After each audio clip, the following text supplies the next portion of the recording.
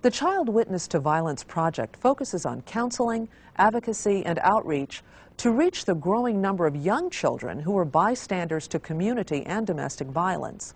Attorneys from the Family Advocacy Program provide consultation to frontline staff at Boston Medical Center.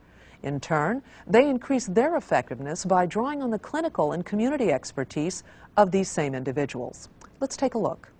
We did a study in the waiting room of the pediatric clinic here at the hospital. It was very straightforward. We simply asked parents to talk to us about the kinds of violence that their children were exposed to. And what we found was that 1 in 10 children in this sample had witnessed severe violence, and we defined that as a knifing, a shooting, or a stabbing sometime in the past year.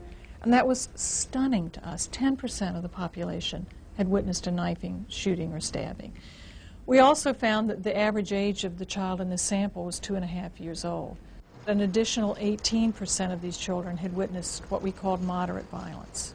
So from that came the Child Witness to Violence Project. Well, as a pediatrician, I'm really just beginning to learn how much violence is affecting the children, because in the past I haven't asked that much. But now that I ask, I really see that it affects the kids in a lot of ways in terms of how they're functioning at home and how they're functioning at school, and their emotional status, their developmental status, their ability to get along with peers. It's pretty pervasive, the effects you see once you start looking for it. Domestic violence is the most toxic form of violence that children can be exposed to, and particularly for young children who depend on adult caregivers for safety and stability. If those caregivers are at war, the child has no refuge.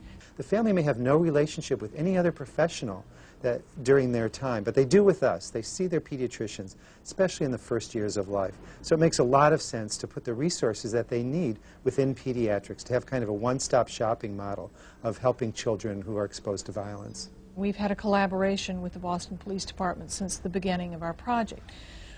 What we realized early on was that police were often the first on the scene of violent incidents, and they saw these children before any of us did here at the hospital.